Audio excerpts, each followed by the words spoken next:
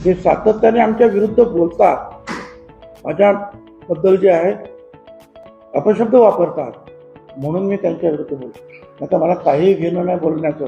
आम्ही high court supreme कोर्टामध्ये काय जो निर्णय आम्हाला मिळेल, सगळ्याच ओबीसीचे सुद्धा जे आरक्षण जेव्हा मिळालं सुप्रीम कोर्टापर्यंत लढलेच ना आम्ही. शेवटी 9 जजेस ज्या सुप्रीम कोर्टात त्यांच्या बेंचने आमच्या बाजूने निर्णय दिला. तर विरोध आम्ही जो आहे, आम्ही बाकीचं काय करत नाही. पुन्हा शिवाशाप द्यायच्या नाहीत, आम्हाला काही रस्ता मारामाऱ्या करायच्या नाही. उलट आमच्या कार्यकर्त्यांना मारलं जाते. नवनाथ वाघ मारत त्याची गाडी जाळण्यात आली. आमच्या हाकेचा तो कार्यकर्ता त्याचा थोडा प्रचंड त्याला मारला. त्या हॉस्पिटलमध्ये काही दिवस त्याला ॲडमिट करावं लागलं. ह्या गोष्टी आम्ही नाही करत आहोत. आम्ही सरकारकडे सांगतो की बाबा हे चुकीचं झालेलं आहे आणि सरकार जर ऐकत नसेल तर आम्हाला दुसरा मार्ग जो आहे हायकोर्टाचा. तिकडे लोकशाही पद्धतीने आम्ही गेलो आहे. त्यामुळे आता ही सगळी मंडळी फार हुशार आहे, राजकारणी आहे. ठीक आहे, काही बोलतात ते. विखेंनी आमदारांची भेट घेतली तशी या मुद्द्यावर तुम्ही आवाज उठवता, तुमची पण भेट घेऊन तुमची पण बाजू जाणून घेणं अपेक्षित होतं. कोणाची? विखेंनी तुमची सुद्धा भेट घेतली असते तर तुम्ही सुद्धा तुमची बाजू त्यांना सांगितली असते. आणि ही बाजू सगळं सूर्यप्रकाश आहे एवढं सत्य आहे ना.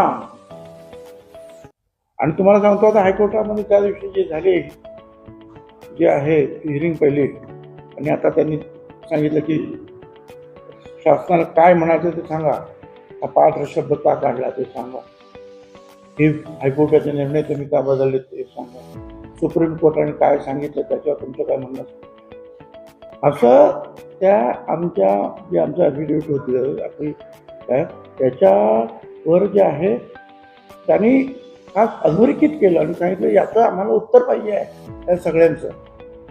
आम्ही तेच म्हणतो की आम्हाला याचं उत्तर पाहिजे, तर तुम्ही देत नाही तर आम्ही तिथे जातो. काय अडचण आहे. आणि आम्हाला काही कोणाची लढाई करायची कारण आमचे समाज गरीब आहे, पैशानं गरीब आहे, शिक्षणाने गरीब आहेत, मागास प्रचंड आहेत आणि पॉलिटिकल पॉवर तर आमच्याकडे नाहीच. त्यामुळे आम्ही फक्त तोंड दाबून बुक्क्याचा मार सहन करायचा. अशी काही कोणाची जर अपेक्षा असेल तर मला असं वाटतं की जगन भुजबळ 35 वर्षाच्यासाठी लढतोय, तो लढेल.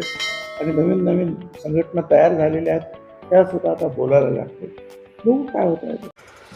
नवीन घडामोडी पाहण्यासाठी आजच आम्ही मुंबईकर 24 तासला लाईक करा, सबस्क्राईब करा आणि अपडेट रहा.